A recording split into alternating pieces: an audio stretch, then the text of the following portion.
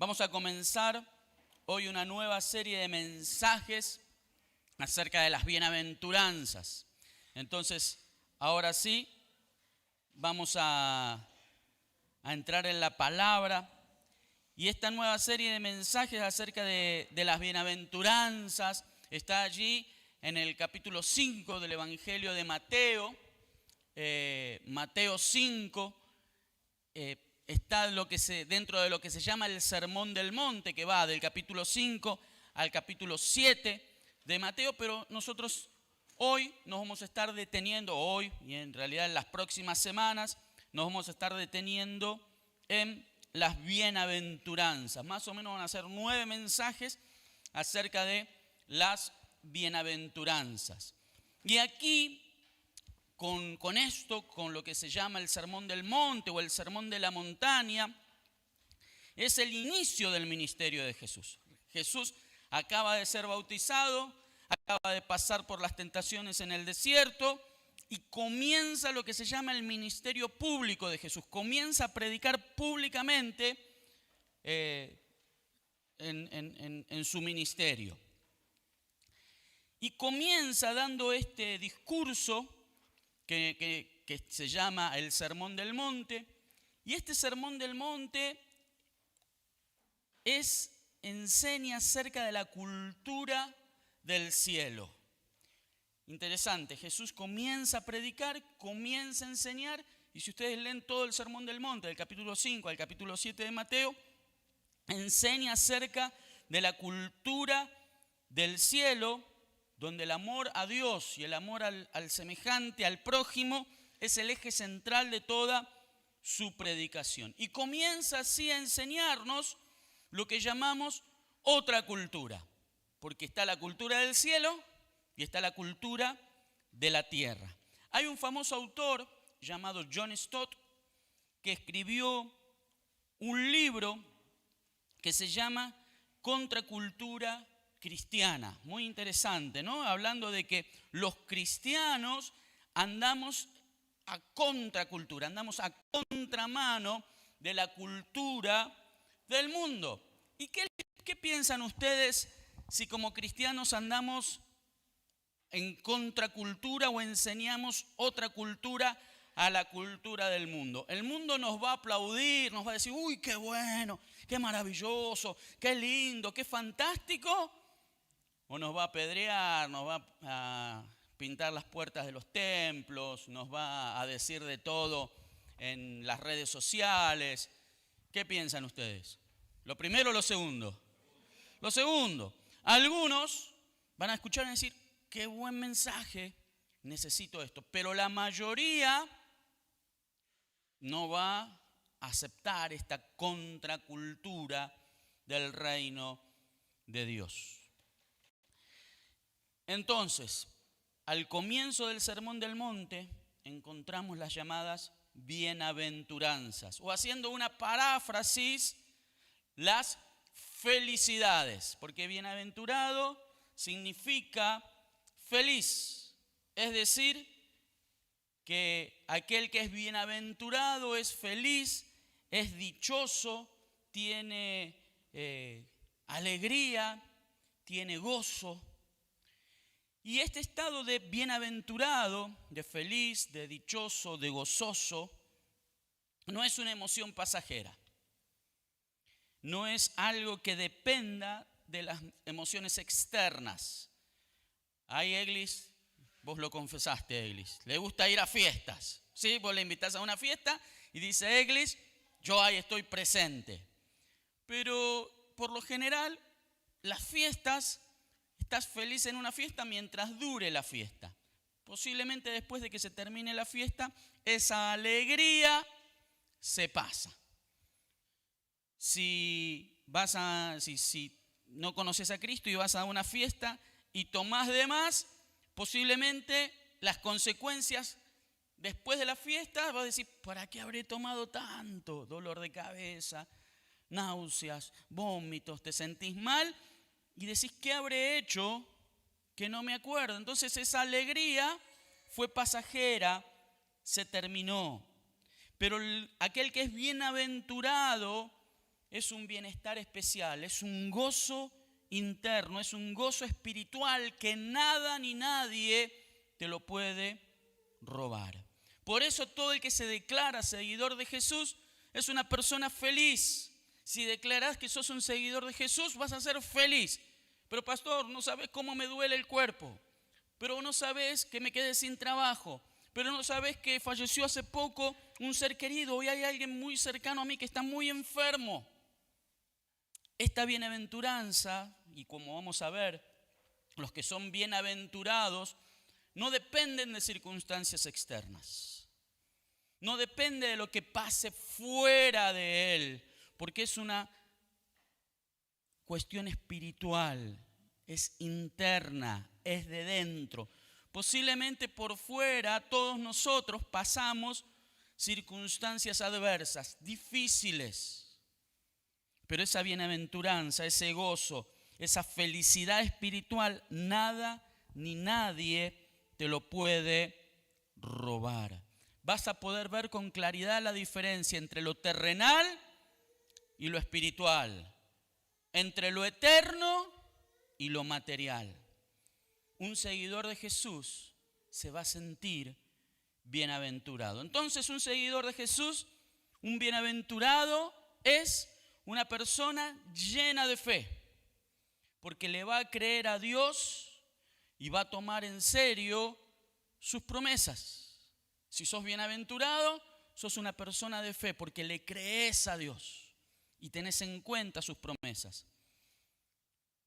Será una persona que está dispuesta a obedecer, porque la única forma en que un seguidor de Jesús tiene para mostrar su compromiso con Dios es a través de la obediencia.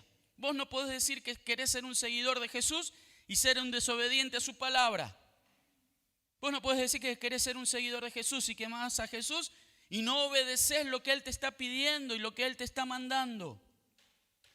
Es una forma la obediencia de mostrar compromiso con el Rey. Hay una realidad, y ahora sí entrando en la primer bienaventuranza, el título del mensaje de hoy es pobres en espíritu.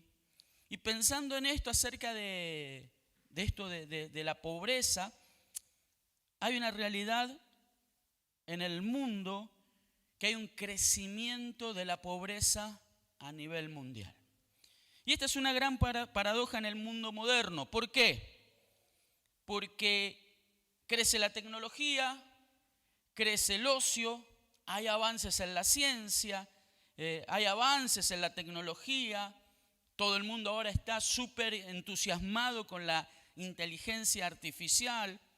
Es más, los que estuvieron el viernes en el Pentecostés, el predicador hablaba que se juntó, que estuvo predicando 75 años, dice que se juntó con sus hijos y medio le preguntaba qué significaba la inteligencia artificial y él contaba que cuando le mostraron la inteligencia artificial, dijo, a ver, un tema, segunda venida de Cristo. Y en cuestión de segundos dice que le largó como 10 páginas acerca de la segunda venida de Cristo y él decía, lo que a mí me tomó 50 años aprender, estudiar, ver la inteligencia artificial en 30 segundos, me lo dejó escrito en un papel. Hasta en eso hay avances.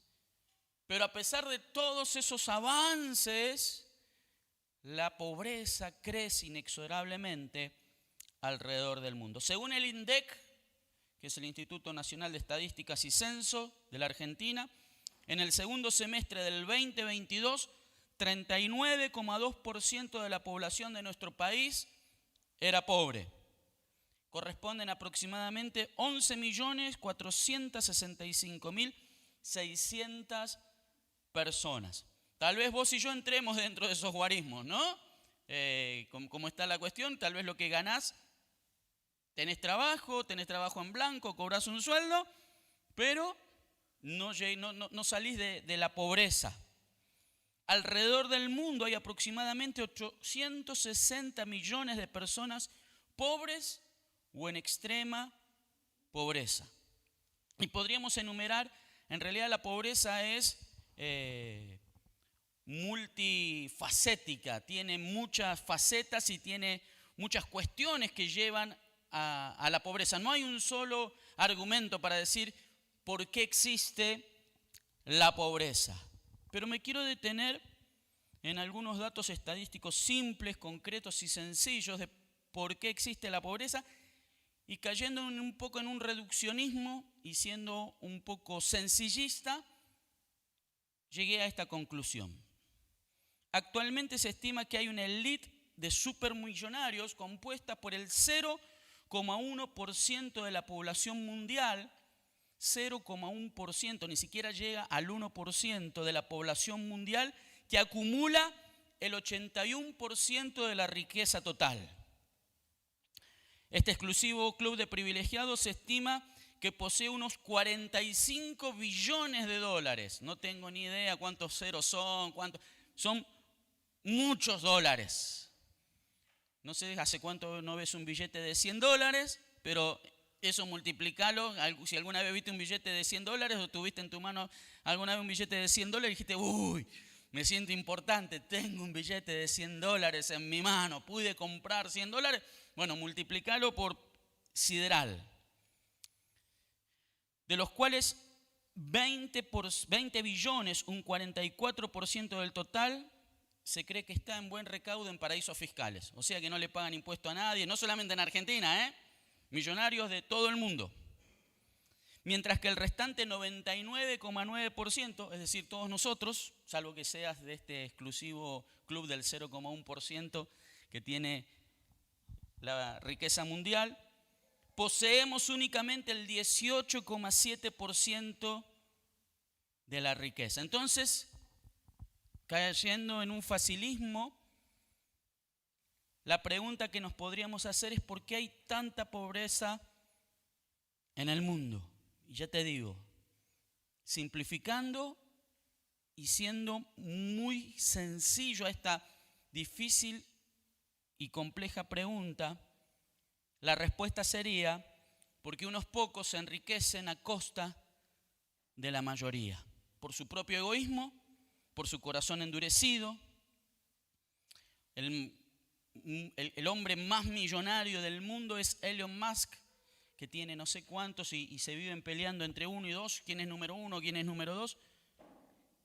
La pregunta es, ¿para qué quiere tantos miles de millones de dólares? ¿Para qué los necesita? Tal vez con menos de la mitad de su fortuna podría seguir haciendo todo lo que hace, mandando cohetes al espacio. Ustedes saben que es el dueño de Twitter, manda cohetes al espacio, satélites, es el dueño de Tesla, tiene autos eléctricos, podría seguir haciendo todo eso. Seguramente debe hacer muchas obras. Elon, si nos estás viendo, te quiero decir, te queremos mucho. Seguramente debes hacer muchas obras de bien, porque seguramente nos estás viendo por Facebook o YouTube o algún lado de esto. Seguramente hace muchas obras de bien. Pero ¿para qué le sirve ser el hombre más rico del mundo? Muchos de estos son por su egoísmo, porque tienen un corazón endurecido y no comparten con los demás. Alguien me dirá, pero si lo hizo trabajando, lo hizo en buena ley. Está bárbaro, está perfecto, pero la mayoría lo hace acumulando riquezas. Asimismo, la medida de las riquezas de las personas no tiene muchas veces que ver cómo está su corazón. Conocemos gente pobre que tiene un corazón endurecido y es egoísta y tacaña, pero conocemos gente rica que tiene un corazón sensible y comparte con los demás. Pero ayer estaba en un taller acerca de generosidad en la iglesia, ya lo vamos a estar viendo ese tema también. Y el que estaba dando el taller decía, hagan este ejercicio dentro de sus iglesias. Él decía, en mi iglesia, él es miembro de una iglesia muy grande, él decía, nosotros llegamos a esta conclusión. Más del 75% de los miembros que diezman y ofrendan en nuestra iglesia son de los más pobres. Los más ricos, solamente el 4 o 5% son los que dan sus diezmos y sus ofrendas. Porque él decía, cuando uno es pobre, sabe la bendición que hay en dar y recibir. Porque sabe que muchas veces ha recibido. Y así como ha recibido de gracia, con esa misma gracia da. En cambio, el que es rico se cree dueño de sus riquezas y se olvida que todo lo da Dios. Esto lo dicen las estadísticas. Pero quiero que veamos Mateo capítulo 5, versículo 3. Allí dice: dichosos los pobres en espíritu, porque el reino de los cielos les pertenece. Lo estoy leyendo de la NBI. Si lo leyéramos de la Reina Valera, dice: bienaventurados los pobres en espíritu, ¿no? Por eso te decía que bienaventurado significa feliz, alegre, dichoso. Dichosos los pobres en espíritu, porque el reino de los cielos les pertenece.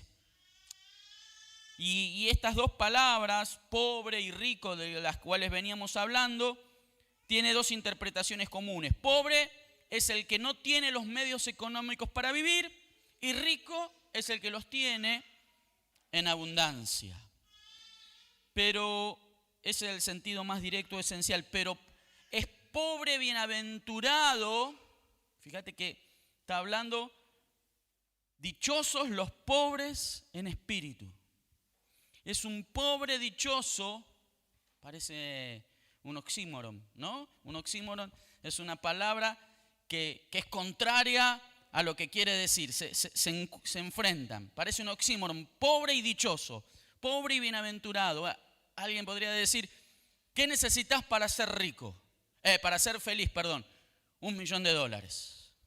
Si yo tengo $1.000.000, seguramente se van a acabar todos mis problemas. Posiblemente tengas 1.000.000 de problemas más que el que tenés ahora. Vas a tener que empezar a pagar impuestos, vas a tener que ver que no te lo roben, vas a ver dónde lo tenés que invertir, vas a ver qué vas a hacer. Y alguien puede decir: bueno, dame esos problemas, prefiero tener esos problemas. Pero fíjate, Jesús habla de pobres que son dichosos, pobres que son bienaventurados. Pero este pobre bienaventurado es aquel que, aún reconociendo sus limitaciones, está dispuesto a responder solidariamente a las necesidades del prójimo. Dicho sea de paso, quiero felicitar a la iglesia. Somos una iglesia generosa. Ustedes saben que tenemos en nuestra alacena alimentos, no que digamos, podemos dar de comer a una familia un mes entero, pero a cualquiera que nos viene a golpear la puerta, se lleva 2 paquetes de fideo, un paquete de azúcar, un tomate, se lleva yerbeado, se lleva té. Cuando podemos hay leche, hace mucho que no podemos y no hay leche. Cuando podemos hay aceite, harina. Y esto sale de nuestra propia generosidad. Nadie nos da nada, no pedimos de ningún lado, no hay ningún intendente municipal que nos trae mercadería. Esto sale de tu propia generosidad. Somos pobres, pero bienaventurados. No seremos millonarios, no seremos ricos, pero somos generosos. Así que, iglesia, felicitaciones, porque son pocos los que hacen lo que ustedes están haciendo. El rico, en cambio, tiene esa sensación o esa actitud de autosuficiencia, que piensa que solo por sí mismo se puede salvar y no tiene demasiada generosidad. Estaba leyendo por ahí que una mejor traducción para este versículo, dichosos los pobres en espíritu, dice, tendría que ser dichosos los que eligen ser pobres en espíritu. Y esta bienaventuranza nos va a señalar la actitud fundamental que debe tener el seguidor de Jesús, independientemente de las riquezas materiales que pueda tener o que pueda carecer. Los que poseen una actitud de pobreza están capacitados para pensar y obtener el reino de los cielos. Y en el sentido literario del término pobre, los que están desprovistos de todo, el que no le queda en este mundo ningún lugar ni para recostar su cabeza, el pobre extremo, el que carece incluso de lo indispensable. Se podría decir que es la condición más humillante del ser humano. Pero ¿qué significa, como dice allí en Mateo 5:3, ser pobre pero en espíritu? Y acá quiero que hagamos una distinción entre ser pobres espirituales y ser pobres en espíritu. Son dos cosas diferentes. Muchas veces confundimos la pobreza espiritual con ser pobre en espíritu.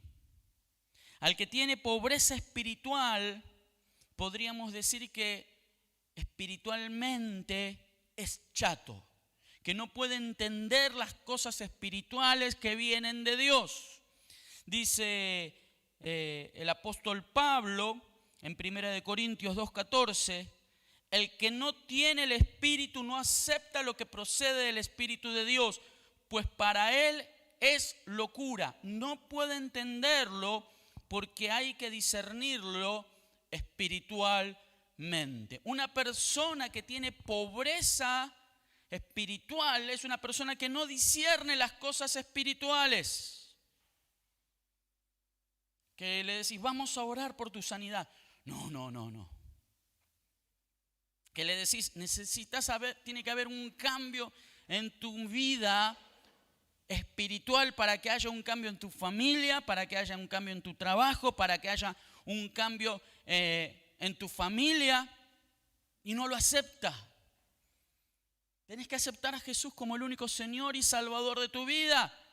No, el único Dios soy yo. ¿Quién me da de comer?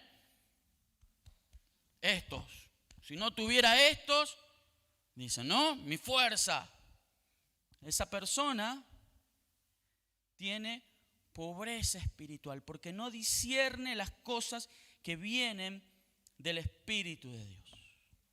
Hay situaciones en nuestra vida que son espirituales. Tenés que cambiar cosas espirituales para que haya frutos diferentes. Tenés que orar más, tenés que buscar más de la presencia de Dios, tenés que aprender lo que la palabra de Dios tiene para tu vida, tenés que ser obediente a lo que la palabra de Dios te está diciendo. Tenés que salir de la chatura espiritual, tenés que salir de esa pobreza espiritual. Entonces, ¿qué significa ser pobres en espíritu? Antes que nada, ser pobre en espíritu es una actitud del corazón. Es una actitud frente a Dios mismo. Ser pobre en espíritu es reconocer plena, voluntaria y conscientemente mi necesidad absoluta de Dios. Ser pobre en espíritu es venir ante la gracia de Dios. Ser pobre en espíritu es decir, Señor, yo no puedo hacer nada. Si vos no estás conmigo, si vos no me llenás de tu Espíritu Santo, si vos no haces algo en mi vida, yo no puedo hacer nada. Es percibir mi insuficiencia. Es percibir tu insuficiencia, tu indignidad, para después confiar plenamente, totalmente en Dios, que es la fuente de todo poder, la fuente de vida victoriosa, es la fuente de vida abundante, es la fuente de vida significativa, es la fuente de vida trascendente. Amén. Es confiar que es Dios el que te va a dar todas las cosas. Podríamos decir que el que tiene pobreza espiritual es autosuficiente en las cosas espirituales. No necesita a Dios para nada. El que es pobre en espíritu se humilla delante del Señor y dice, Señor, te necesito.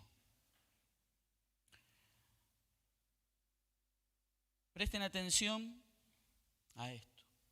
Los que se reconocen pobres en espíritu, no es que no hayan tenido una experiencia real y poderosa con Dios. No es que no hayan experimentado el amor, la misericordia, la gracia divina, sino son aquellos que se dan cuenta que sin todo esto, sin esta presencia de Dios en sus vidas, no pueden hacer absolutamente nada. Los pobres en espíritu son los que tienen un constante hambre de su palabra, los que están buscando siempre más de Dios. Nunca dicen que están satisfechos. Son siempre los que quieren más de Dios, los que quieren aprender más de Dios. El apóstol Pablo había entendido plenamente este concepto de pobre en espíritu cuando en Filipenses 3:8 dice: es más, todo lo considero pérdida por razón del incomparable valor de conocer a Cristo Jesús mi Señor. Por Él lo he perdido todo y lo tengo por estiércol a fin de ganar a Cristo. Y Pablo no era cualquier tipo, ¿eh? Si vos conociste el currículum vitae de Pablo, él se consideraba fariseo de fariseos, una de las sectas judías que más apegada estaba a la ley, que más obedecía a la ley. Mira, tanto obedecía a la ley que daban el diezmo absolutamente de todo, aún de la menta, el eneldo y el comino. ¿Viste lo que es el comino, no? Compraban 100 gramos de comino en el mercado, 10 gramos, esta es la ofrenda del comino. Dice que había sido educado a los pies de Gamaliel, uno de los máximos maestros que en ese tiempo había. Me imagino que Pablo hablaba tanto el latín, porque era romano, hablaba el griego y hablaba el hebreo, seguramente. Manejaba 3 idiomas. Era un erudito. Tan erudito que escribió casi el 75% del Nuevo Testamento. Estando preso le dice que le traigan el capote y los libros. Preso, quería seguir estudiando. Así que el tipo, no sé, tendría una licenciatura, un máster y un doctorado, o hasta 2 o 3. ¿No? Era un capo. Pero que dice, todo lo tengo por perdido y lo tengo por estiércol a fin de ganar a Cristo. Esto significa ser pobre en espíritu. Es decir, he hecho todo esto, pero no me importa nada, porque quiero todavía más de Cristo. Y en los versículos 13 y 14 del mismo Filipenses 3 dice: hermanos, no pienso que yo mismo lo haya logrado ya. Más bien una cosa hago, olvidando lo que queda atrás y esforzándome por alcanzar lo que está delante, sigo avanzando hacia la meta para ganar el premio que Dios ofrece, mediante su llamamiento celestial en Cristo Jesús. Había llegado hasta acá Pablo, pero dice: me olvido lo que queda atrás y todavía tengo mucho por correr por delante. Cuidado cuando decimos, ya no tengo que aprender más, Cristo. Escuela dominical, desde que tenía 5 años iba a la escuela dominical. Desde que tenía 10 años. Desde que me convertí a los 16 años que voy a clases de escuela dominical. Discipulados, tengo la biblioteca llena de discipulados. A, B, C, mi experiencia con Dios, la mente de Cristo, no sé cuál, no sé otro, cuántos libros he leído. Al seminario, los libros que he leído, he enseñado. No, pero yo fui profesor, fui maestro de párvulos, maestro de no sé qué, maestro de adolescentes, de preadolescentes, maestro de jóvenes, maestro de adultos. Escribí 3 libros. No sé si alguno ha escrito alguna vez un libro, pero no, he hecho un montón de cosas. Ya no necesito aprender más nada. Cuidado cuando nos ponemos con esa mentalidad. Cada día tenemos que aprender más de Cristo. Bienaventurados los pobres en espíritu, porque de ellos es el reino de los cielos. Nunca digas, o mejor dicho, al pobre de espíritu nunca lo oirás decir: ir al grupo de vida, ¿para qué? ¿Qué me va a enseñar? Ese que recién se convirtió, yo tengo tantos años de iglesia, ¿qué me puede enseñar de nuevo? Ir a escuchar tal predicación, ¿para qué? ¿Qué me puede enseñar de nuevo? El pobre en espíritu dice: necesito más de Dios. Quiero aprender más de Dios. Los que tienen pobreza espiritual dicen, congregarme, ¿para qué? No, a Dios lo encuentro en todos lados. Soy autosuficiente, yo puedo solo. Cuidado con esa corriente filosófica que hay en estos tiempos que dicen, no necesitamos a la iglesia. Esas personas tienen una pobreza espiritual suprema porque no se dan cuenta que el pobre en espíritu necesita a su hermano. Necesito que me abraces, necesito que ores por mí, necesito que estemos juntos, necesito que trabajemos juntos. Necesitamos el uno del otro. ¿Y cuál es el premio que van a recibir los pobres en espíritu?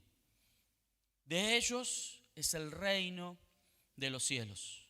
Porque al aceptar la voluntad de Dios, porque al someternos a su voluntad, porque al estar sometidos a Él, pasamos a ser parte del reino de los cielos. Los pobres en espíritu son los que con un corazón arrepentido vienen delante de Dios clamando por perdón y por gracia. Clamando por ese favor inmerecido de parte de Dios. Son aquellos que abren su corazón para recibir el regalo de la vida eterna. Son aquellos que no se creen autosuficientes para entrar al cielo. Son aquellos que no piensan que sus buenas obras le van a alcanzar para construir una escalera para llegar al cielo.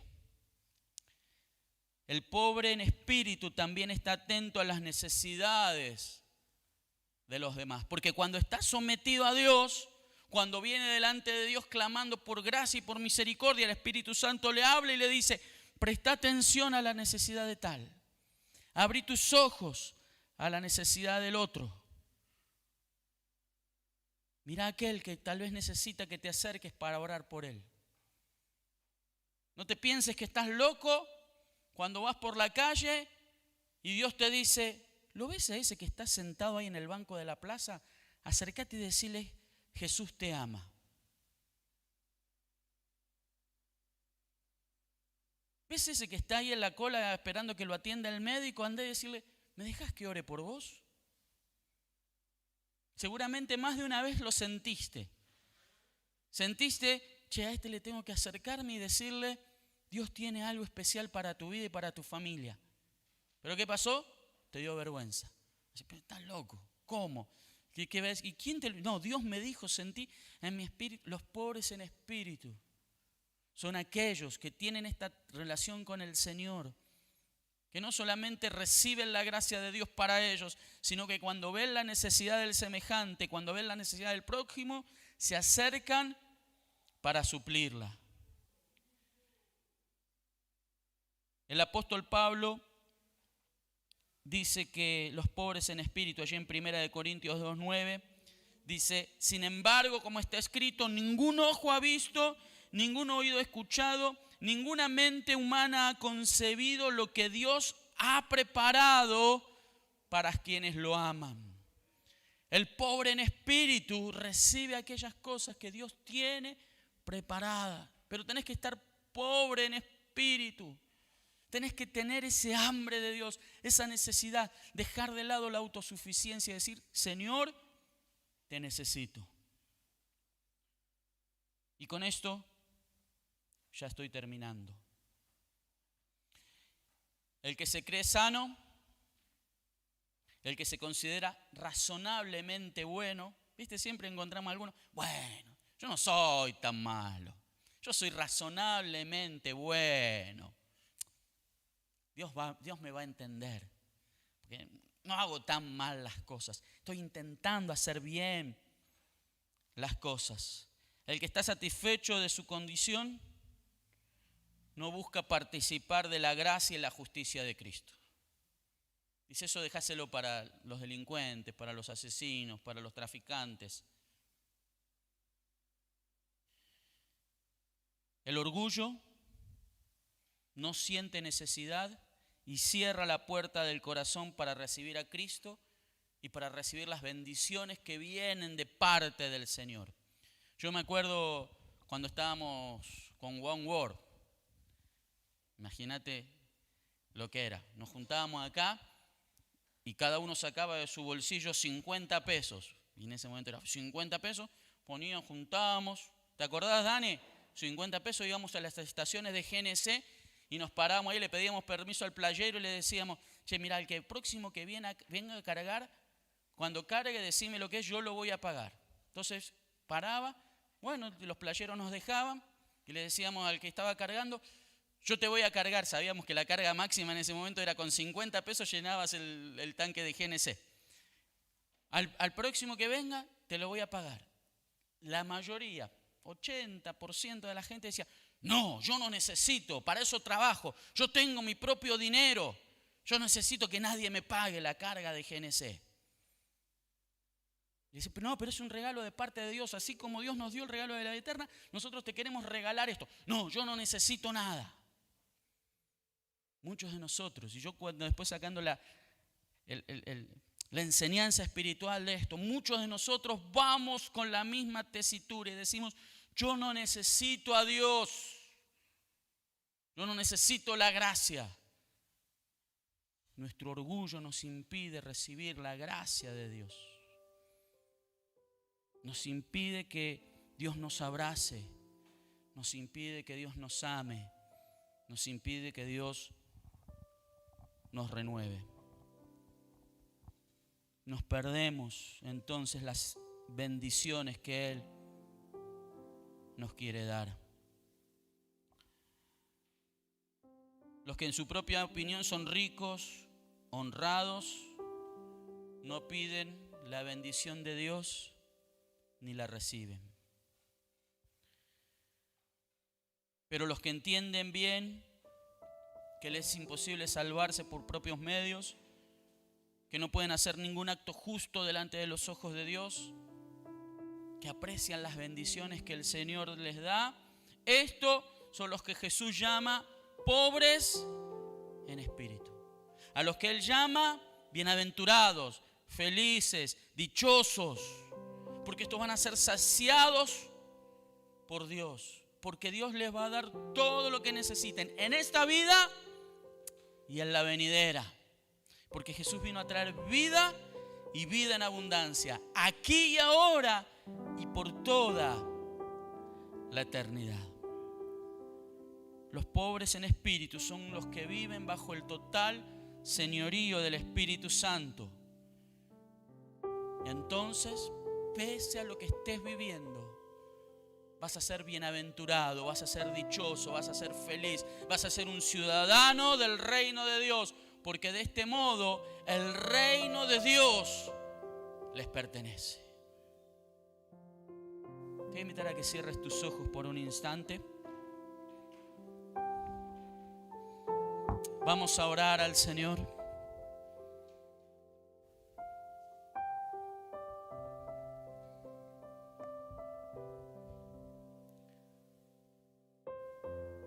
Padre, en el nombre de Jesús, Señor, aquí estamos delante de tu presencia. Señor, te pedimos perdón, reconocemos que muchas veces hemos sido orgullosos.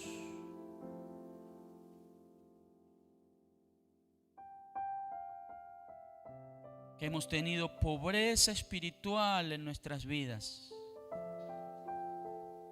Porque hemos rechazado tu gracia, tu amor y tu misericordia. Porque en nuestro orgullo nos hemos creído que nada ni nadie nos podía enseñar nada nuevo, que ya lo sabíamos todo. Pero ahora tu palabra nos ha tocado nuestros corazones, Señor.